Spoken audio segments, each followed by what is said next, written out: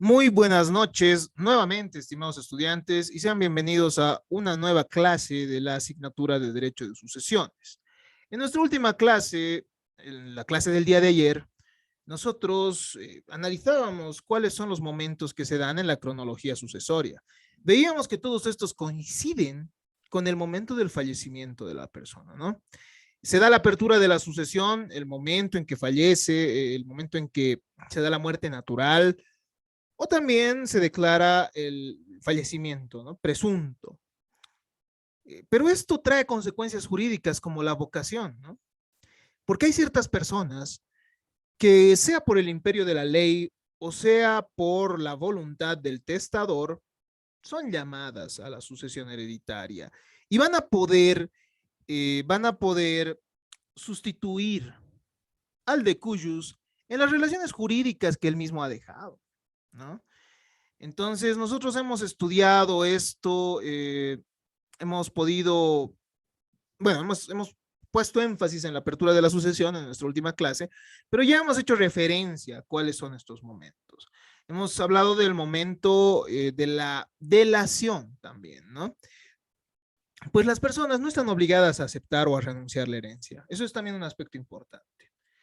En el derecho de opción se manifiesta también la libertad de las personas, ¿no? Porque uno puede renunciar a la herencia o puede aceptar. Nadie puede obligarte a renunciar a la herencia, nadie puede obligarte a aceptarla. Entonces son aspectos de suma importancia. Finalmente vamos a analizar el día de hoy el aspecto de la adquisición, ¿no? También al terminar el tema, vamos a poder avanzar un poco más sobre la vocación, delación y adquisición. Hemos, habla hemos hablado del momento y lugar de la sucesión, ¿no? Hemos hablado de su importancia, pues el momento de la sucesión determinará cuál es la ley aplicable en el tiempo, mientras que el lugar de la sucesión se refiere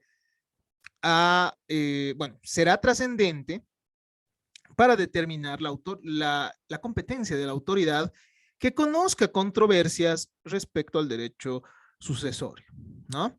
Y decíamos que el lugar de la sucesión es el lugar del último domicilio del decujus, el último domicilio del decujus, ¿no? Y si esta persona ha fallecido en el exterior, entonces se considera como el lugar de la sucesión el del último domicilio que tuvo en el Estado plurinacional de Bolivia, ¿no?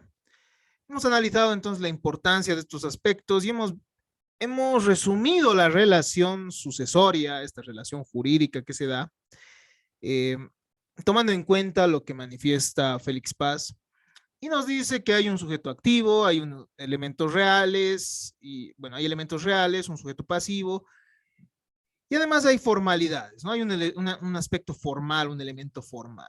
Veíamos cómo es que se denomina a cada uno de los sujetos de la sucesión.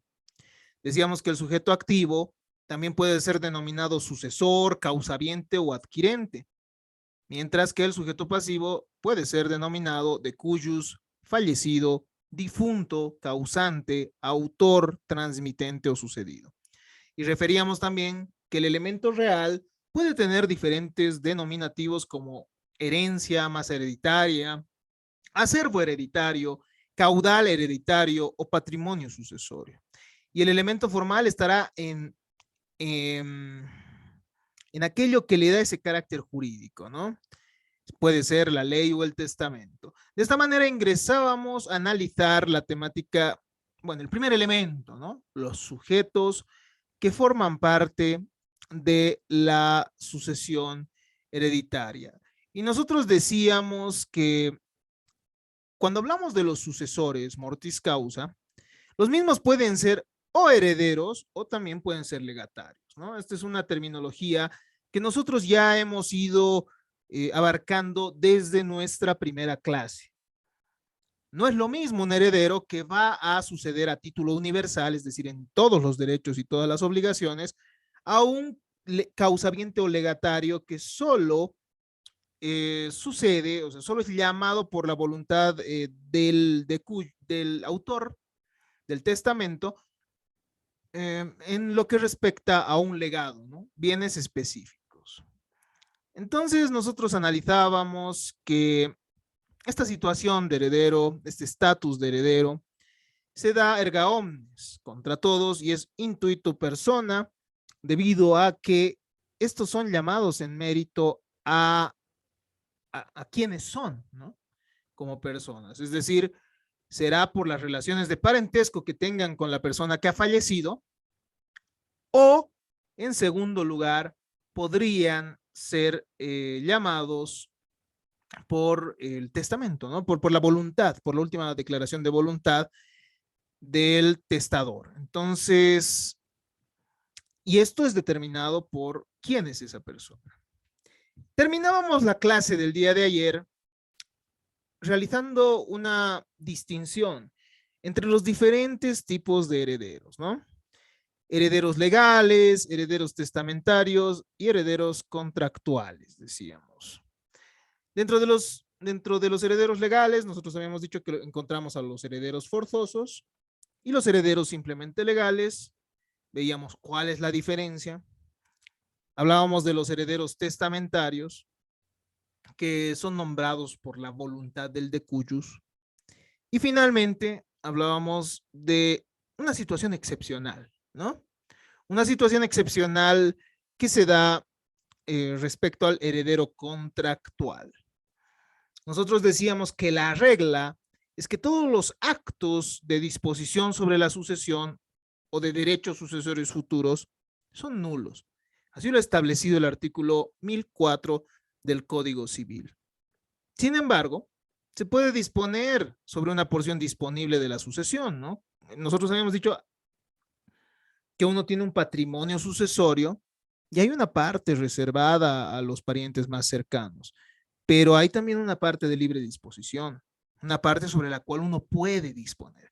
Entonces, sobre esa parte sí pueden realizarse disposiciones a título gratuito, inclusive. A título gratuito. Veíamos que si se trata de una persona que no tiene herederos forzosos, entonces esta persona sí puede disponer de de la totalidad de sus bienes, ¿no? Ojo que la legítima está destinada únicamente a los herederos forzosos. ¿Y quiénes son los herederos forzosos? Los descendientes, los ascendientes y finalmente el cónyuge, ¿ya? ¿Qué significa esto, estimados estudiantes? Que si una persona no, no tiene estas relaciones de parentesco al momento de fallecer, puede disponer de la totalidad de sus bienes, ¿ya? No hay una legítima para los tíos, para los sobrinos, es decir, no hay una legítima que les obligue a reservar una parte de su patrimonio para estas personas, ¿ya? Para estos parientes sobre los cuales efectivamente hay lazos de afecto, claro, ¿no? Lazos de afecto. Sin embargo, la ley reserva una porción únicamente, una porción del patrimonio sucesorio, del acervo hereditario, para los herederos forzosos, ¿no? Entonces, ahí ya va otra aclaración que tenemos que tomar muy en cuenta. También el contrato entre cónyuges puede darse, ¿no? Sobre algunos bienes que vayan a ser parte del acervo hereditario, siempre y cuando se trate de aquellos bienes sobre los cuales han realizado algún comercio, habíamos dicho, o sobre bienes muebles específicos, o sobre el bien inmueble donde los mismos han tenido su vivienda, ¿no? Decíamos que esto no se da a título gratuito, esto no significa que el otro cónyuge tenga más que el resto. No, el cónyuge que se beneficia con este tipo de contratos tendrá que reponer el valor que les correspondía a cada uno de los otros herederos. De esta manera hemos terminado nuestra anterior clase e ingresábamos a las formas de deferencia hereditaria. La sucesión hereditaria, y esto es algo que ya lo hemos tomado en cuenta, ya lo hemos analizado, se va a dar por dos vías de transmisión, ¿no? Universal o particular. Entonces, estas vías de transmisión son, en primer lugar, el principio o imperio de la ley actúa en suplencia de la voluntad del de cuyos. Como habíamos manifestado, hay una voluntad presunta, ¿no? Si una persona no deja, si una persona no deja una disposición testamentaria, la ley es la que va a suplir su voluntad. Y es por eso que hay herederos forzosos, ¿ya? No tenemos que dejar de lado estos aspectos. La herencia, nos dice el artículo 1002 del Código Civil, se difiere por la ley o por voluntad del de cuyos manifiestamente en testamento.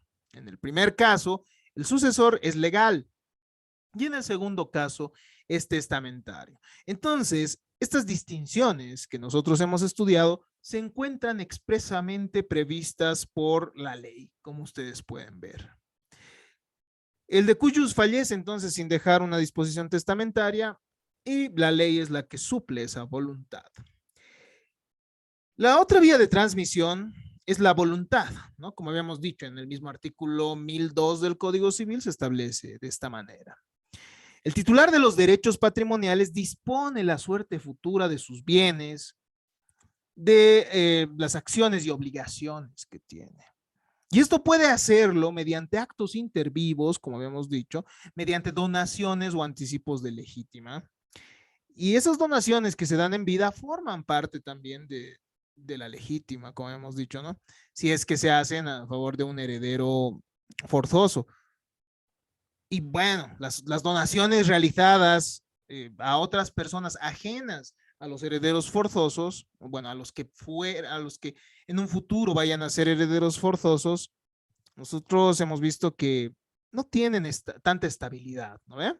Hemos visto que esas donaciones pueden ser reducidas. Hemos dicho esto, pero lo vamos a comprender mejor cuando nos toque revisar la acción de reintegro, la acción de reducción, ¿no? Entonces, mediante la voluntad uno decide sobre el patrimonio sucesorio. Puede hacerlo mediante disposiciones con efectos mortis causa, como el testamento. Y esto también lo vamos a estudiar. Vamos a ver que es una figura sumamente solemne. Es un acto jurídico que debe cumplir con todos los requisitos establecidos por la ley. ¿Por qué? Porque justamente se trata de que la voluntad del testador se haga realidad. Entonces, para evitar cualquier adulteración, para evitar cualquier modificación a la voluntad que se respeta del testador, es que la ley impone formalidades que nosotros vamos a ir estudiando y que eh, son exigencias numerosas, ¿no? No es simple realizar un testamento. Habiendo aclarado todos estos conceptos respecto a la diferencia, de dónde emana esa diferencia, esa diferencia hereditaria, habiendo analizado quiénes son los sujetos que intervienen en la sucesión hereditaria, y bueno, habiendo comprendido el primer momento de la sucesión, aunque ya habíamos dicho, ¿no? Que todos esos momentos se dan en el mismo instante. Eh, pero diríamos que la apertura se da con el fallecimiento, ¿no? Y ahí es que llega la vocación, también uno a ese mismo instante tiene la opción de decidir si acepta o rechaza, y la ley provisionalmente le otorga posesión, ¿ya? Entonces, a tomar esto muy en cuenta. En el mismo momento de la apertura de la sucesión, acontece la vocación, ¿no? La palabra vocación proviene del latín vocatio onis, que consiste en una acción de llamamiento, en una convocatoria in abstracto a los presuntos herederos que demuestren aptitud para suceder. Entonces, no es que la ley llama efectivamente a alguien específico, pero la ley ya determina de manera abstracta quiénes son los llamados, ¿no? A suceder. O si se ha dejado un testamento, ya se sabe que hay llamados a suceder. Entonces, es una llamada para que en en el momento de la delación, estas personas acepten o rechacen la herencia. Es la posibilidad, la vocación entonces es esa posibilidad de ser llamado a suceder por la ley o por la voluntad del decujus. Una persona tiene título o vocación hereditaria cuando por disposición de la ley o por haber sido instituido sucesor por el decujus en su testamento, tiene la posibilidad de ingresar en su herencia. Entonces, cuando hay esa posibilidad, estamos ante la vocación. Existen dos clases de vocación que podemos distinguir en primer orden, ¿no? En primer momento, que son la vocación directa, normal o principal. En la vocación directa, los herederos pueden reclamar por derecho personal, ¿no? Hay herederos que son llamados por ley. O puede ser indirecta o subsidiaria, que surge a falta de herederos. Entonces ahí ingresarán, no sé, los simplemente legales, bueno, o el Estado, como hemos visto. La vocación también puede ser única o múltiple. Será única cuando solo una persona es llamada a suceder, pero también puede ser múltiple cuando son varios los llamados a suceder. Nosotros vamos a ver que pueden ser llamados a suceder los hijos y el cónyuge, los ascendientes y el cónyuge. Entonces, puede ser que sean más de una persona los llamados a la sucesión hereditaria. Por otro lado, nosotros encontramos la vocación parcial y la vocación solidaria. La vocación será parcial con asignación de cuotas determinadas, ¿no? Uno tiene la cuota sobre el bien, sobre cada uno de los bienes, sobre cada una de las obligaciones que forman parte del patrimonio sucesorio. Pero también será solidaria cuando no se determinan las partes. Me permito arreglar lo que he dicho hace un instante, ¿no? Será parcial cuando específicamente se dice mediante el testamento, por ejemplo, ¿no? A esta persona le dejo esto específicamente, o bueno, podrá ser solidaria y en el caso de la solidaridad se dará cuando no se determinen las partes específicamente. ¿Por qué? Porque todos son dueños de todo, ¿no? Y es algo que habíamos dejado claro cuando hablábamos de la universalidad como característica de la sucesión, porque decíamos, uno no puede decir, yo quiero, bueno, acepto la herencia solo respecto a esta casa y sobre esta no, ¿no ve? O acepto los bienes, pero no las deudas. Hay una universalidad y no está determinada la parte que le corresponde. ¿Por qué? Porque son 3 hijos, digamos, que han sobrevivido al padre y a la madre. Entonces, dejan estos un patrimonio sucesorio que consiste en 3 casas y 3 autos, supongamos, ¿no? Uno dirá, bueno, que se repartan, ¿no? A una casa y un auto a cada uno, pero no funciona así la sucesión hereditaria, ¿no? ¿Cómo funciona? Cada heredero, bueno, o mejor dicho, los 3 son dueños de todo el patrimonio sucesorio. Es decir, que los 3 son copropietarios de cada una de las casas y de cada uno de los autos. ¿No ve? Entonces ahí todavía no hay una parte determinada de lo que les corresponde. Hay esto que nosotros hemos visto en derecho civil bienes, que es una copropiedad, unas cuotas partes indivisas, bueno, que todavía no se han dividido, mejor dicho, no son indivisas. Entonces esto determina lo que habíamos visto en derecho civil bienes, esto determina cuánto uno paga de las obligaciones que tiene sobre el bien y cuánto recibe de los beneficios, ¿no? Entonces, para que vean que esto está muy relacionado también con la materia de derecho civil bienes. Por lo que deberemos tomarlo muy en cuenta. Una vez acontecida esa vocación, los herederos tendrán esa opción de decidir, ¿no? La delación es la potestad que la ley atribuye a una persona para aceptar o para repudiar la herencia a consecuencia de la apertura y de la vocación sucesoria, ¿no? Entonces, como hay vocación, existe esa potestad. Uno puede decidir si acepta o renuncia a la herencia. En la vocación se encuentra el título o fundamento del llamamiento a la sucesión. Esto ya lo habíamos dicho, ¿no? Pero en la delación la delación va a ser la que concrete la efectividad de esa posibilidad. Porque no basta, nosotros ya hemos dicho, ¿no? Hace un instante hemos tomado en cuenta la doctrina y nuestra legislación para que la relación sucesoria se llegue a materializar. No es suficiente que sean llamados por la ley, sino que tiene que haber una aceptación, ¿no? Para que haya esa relación sucesoria. ¿Pueden renunciar? Claro que sí, pero es el momento de la delación en el que se concreta ya esa posibilidad de que, bueno, uno puede aceptarlo, aceptar la sucesión, aceptar el patrimonio sucesorio o no. Entonces, lo único que queda es afirmar el llamado a suceder, ¿no? Obviamente, ya hemos dicho que esto no es obligatorio porque surge el derecho de opción y lo vamos a ir analizando un poco más en temas posteriores. Delación es el ofrecimiento que la ley hace a los que tienen vocación hereditaria, ¿no?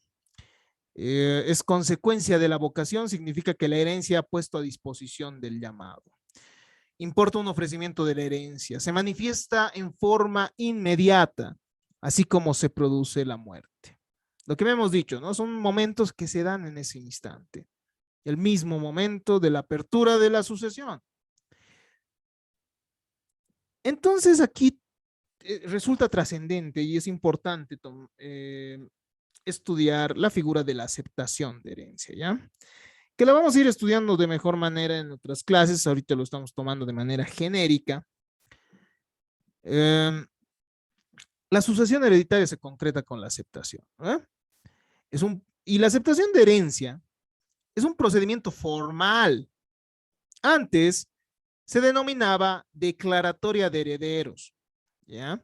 A través del cual los parientes consanguíneos del causante deben justificar sus títulos a la sucesión.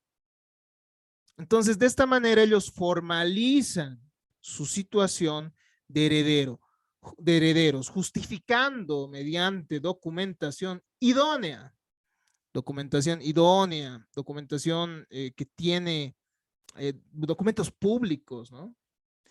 Mediante documentos públicos que efectivamente ellos tienen esa calidad de, o bueno, ese parentesco que les permite ser llamados a la sucesión hereditaria. ¿No ve?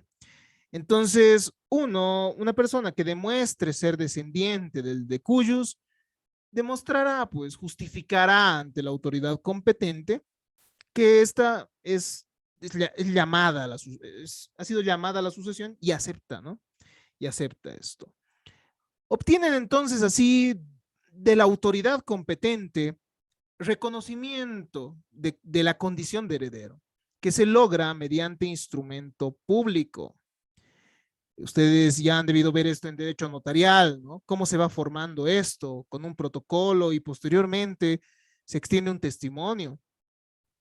Si bien la ley da la posibilidad de aceptar, esto también entonces se debe formalizar, ¿no? Se debe formalizar. Este trámite no puede prescindirse en nuestro medio, estimados estudiantes, ya que tiene efectos probatorios ante instituciones públicas y registros públicos. Solo mediante el testimonio de aceptación de herencia, la persona podrá llegar a ser titular de los bienes que forman parte, o de los bienes inmuebles sujetos a registro y de los bienes muebles sujetos a registro que ha dejado el de cuyos. ¿No ve? Si tú no tienes tu declaratoria de herederos, lo que se llamaba antes declaratoria de herederos, hoy aceptación de herencia, bueno, entonces, bueno, la ley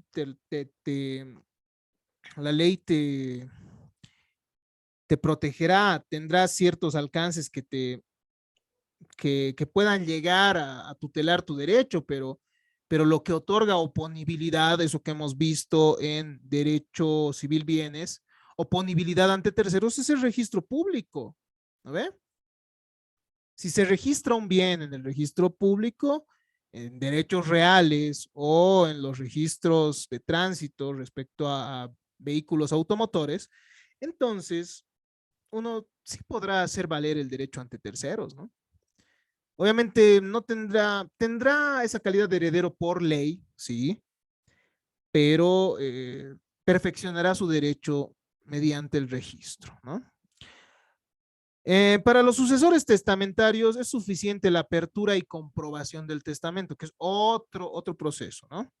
Entonces, cuando hay testamento, no estamos ante una aceptación de herencia, no es del mismo el trámite, sino que tiene que haber esta apertura del testamento que vamos a ver que cumple con ciertas solemnidades y la comprobación del mismo, ¿no?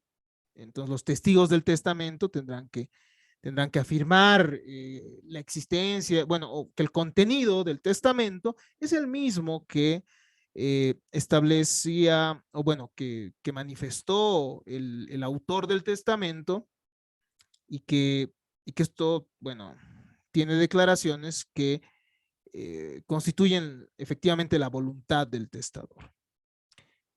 La nominación en la declaratoria de herederos a favor de quienes fueron declarados como tales crea una presunción legal que será válida mientras no se demuestre lo contrario. Entonces, cuando existe esta aceptación de herencia, se crea una presunción legal de que ellos son los herederos, ¿no? Hasta que hasta que un heredero que tal vez era el llamado antes en la sucesión hereditaria por ley, pueda pedir la exclusión de los mismos, ¿no? La exclusión de los mismos, ¿por qué? Porque en derecho sucesorio, el pariente más cercano excluye al más lejano. Ese es un aspecto que lo vamos a ver cuando veamos un poco más de la sucesión legal. Esta declaración puede ser revisada mediante un proceso ordinario. Entonces, ¿ya? Tomemos muy en cuenta lo manifestado. ¿Cuál es el momento oportuno en el que una persona puede aceptar la herencia? ¿Y en cuánto tiempo prescribe esta posibilidad? Al respecto, daremos lectura de los artículos 1029 y 1456. El artículo 1029 del Código Civil nos habla del plazo para aceptar la herencia en forma pura y simple. Y nos dice lo siguiente en el parágrafo primero. Salvo lo dispuesto por el artículo 1023, el heredero tiene un plazo de 10 años para aceptar la herencia en forma pura y simple. Vencido este término, prescribe su derecho. El plazo se cuenta desde que se abre la sucesión o desde que se cumple la condición cuando la institución de herederos es condicional. ¿Ya? Entonces, a ver, en el caso de la sucesión legal, los 10 años se dan desde la apertura de la sucesión, es decir, desde que fallece el de cuyos, ¿no? Pero puede suceder que uno haya sido instituido como legatario, pero haya tenido un legado, pero sometido bajo condición, ¿no? Eh, supongamos, ¿no? A mi primo Pepito le dejo mi automóvil siempre y cuando el mismo contraiga nupcias con tal persona, ¿no? O sea, que se case con una persona. Puedo disponer eso. Entonces está sometido a condición, ¿no? Está sometido a condición porque es un evento futuro e incierto. No se sabe si esto va a suceder y esto lo han de ver en contratos, ¿no? Las modalidades de los contratos. Entonces, puede someterse también los legados a plazo o a condición, ¿ya? Entonces, en este caso hay una condición que puede darse, ¿no? Y es posible también. Entonces, por lo cual, los 10 años para poder aceptar no se van a dar desde que fallece la persona, sino desde el momento que se cumple la condición. ¿Ya? Importante tomar en cuenta esto. El artículo 1456, por otro lado, nos dice que el heredero puede pedir se le reconozca esa calidad y se le entreguen los bienes hereditarios que le correspondan contra quien quiera los posea, total o parcialmente, a título de heredero o sin título alguno. La acción prescribe a los 10 años contados desde que se le abrió la sucesión. Se salvan los efectos de la usucapión respecto a los bienes singulares. Entonces, el el heredero, estimados estudiantes, puede realizar la petición de cualquier bien que forma parte del acervo hereditario, ¿no? Contra quien sea, contra quien sea que los posea total o parcialmente, y para esto tiene un plazo de 10 años. Esto concuerda entonces con lo que hemos manifestado en el artículo 1029. El 1029 tiene una excepción, hemos visto, ¿no? Salvo lo establecido en el artículo 1023. Y esto es algo, este artículo se refiere a lo que ya hemos manifestado, bueno, les he dicho de manera superficial en una anterior clase, ¿no? Nosotros hemos visto que no se puede estar sometido al arbitrio del heredero muchas veces, entonces se le puede pedir al juez que le dé un plazo para aceptar o renunciar, ¿no? Y esto lo vamos a ver de mejor manera en siguientes clases. ¿Cómo es el trámite de la aceptación de herencia? Perdón. Este trámite se realiza hoy en día en vía notarial y estos aspectos, o bueno, su regulación se encuentra prevista por los artículos 89 y 90 de la Ley del Notariado Plurinacional. La competencia de los notarios para conocer este tipo de procesos voluntarios se encuentra en el artículo 92, inciso E de la misma ley, de la Ley del Notariado. Y es el reglamento de la Ley del Notariado Plurinacional que establece los siguientes requisitos mínimos, ¿no? El artículo 109 nos dice que hay un proceso, bueno, en proceso sucesorio sin testamento, deben concurrir los siguientes requisitos. En primer lugar, debe haber una petición escrita y procede para el trámite de sucesión sin testamento se realiza con una petición escrita y procede para la aceptación de herencia conforme al Código Civil.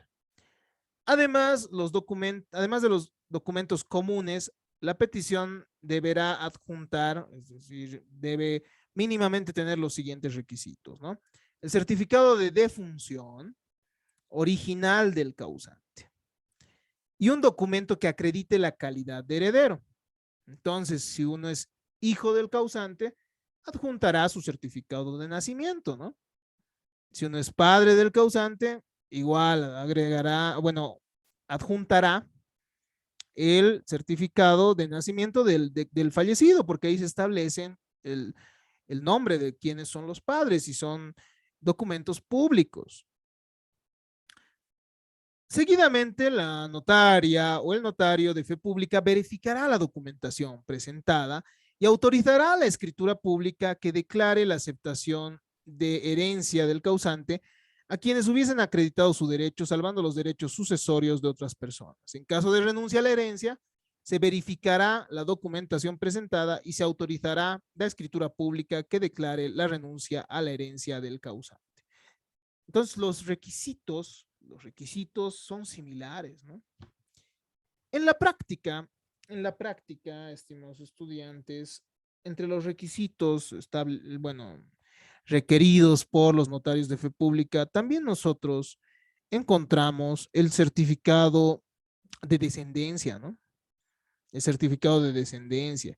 Y se pagan ciertos aranceles por el servicio por el servicio notarial y aparte ciertos aranceles para el Estado, ¿no? Entonces, estos aspectos tendrán que ser tomados en cuenta. Tenemos un trabajo al respecto que espero que lo realicen de la mejor manera posible. Ya se han fijado al efecto, las fechas están en el aula virtual, entonces revisar esto con detenimiento. Ya para terminar esta cronología de la sucesión, tenemos que tocar el tema de la adquisición de la herencia, ¿ya? Hemos hablado de la vocación, hemos hablado de la apertura, ¿no? De la apertura de la sucesión, hemos dicho que sucede el momento del fallecimiento, ahí se tiene que determinar el lugar y el momento de la sucesión. Hemos analizado quiénes son los sujetos que intervienen. Hemos visto un poco de la vocación. Hemos visto que el momento de la vocación se establece quiénes son, bueno, hay un llamado abstracto, ¿no? A los herederos. Y en este momento es que se establece quién tiene título de heredero y quién no, ¿no? Ahí es el llamado abstracto, que se va a consolidar el momento de la delación, en el cual se realiza el ofrecimiento del patrimonio sucesorio. Y ahí, en ese instante, mejor dicho, el heredero podrá aceptar o renunciar a la herencia, porque tiene un derecho que se denomina el derecho de opción. Entonces, analizados estos momentos, corresponde revisar la adquisición de la herencia. ¿Desde cuándo los herederos adquieren la herencia? ¿Desde qué momento? ¿Tendrán que pedírselo al juez? ¿Tendrán que cumplir con ciertas exigencias específicas? ¿Tendrán que tener necesariamente su declaratoria de herederos en el caso de anterior, o tendrán que tener su aceptación de herencia, su testimonio de aceptación de herencia? Veamos qué es lo que establece nuestro ordenamiento jurídico. La adquisición de la herencia es el hecho de obtener la propiedad de la cosa que antes pertenecía a otra persona. Consiste entonces en el traspaso de las relaciones jurídicas patrimoniales activas y pasivas. Relaciones patrimoniales activas y pasivas que son conexas entre sí, pertenecientes al causante, al patrimonio del llamado para suceder, ¿no? Que van a ir del causante al patrimonio del llamado a suceder, pudiendo ser la operación legal a título universal o particular. El artículo 1007 del Código Civil nos dice lo siguiente sobre la adquisición de la herencia. La herencia se adquiere por el solo ministerio de la ley, desde el momento en que se abre la sucesión. Entonces, ¿qué significa esto? Que por ley, a los herederos se les da provisionalmente esa adquisición de los bienes, ¿ya?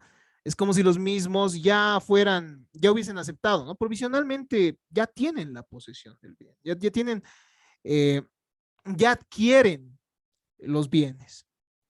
Y es por eso que desde ese momento ya pueden pedir de quien quiera, como hemos visto, la entrega de esos bienes, que forman parte del patrimonio sucesorio. Sin embargo, para registrarlo y para posteriormente poder transferir incluso, será necesaria la aceptación de la herencia, ¿no? Ese testimonio que le permita registrar a su nombre los bienes sujetos a registro.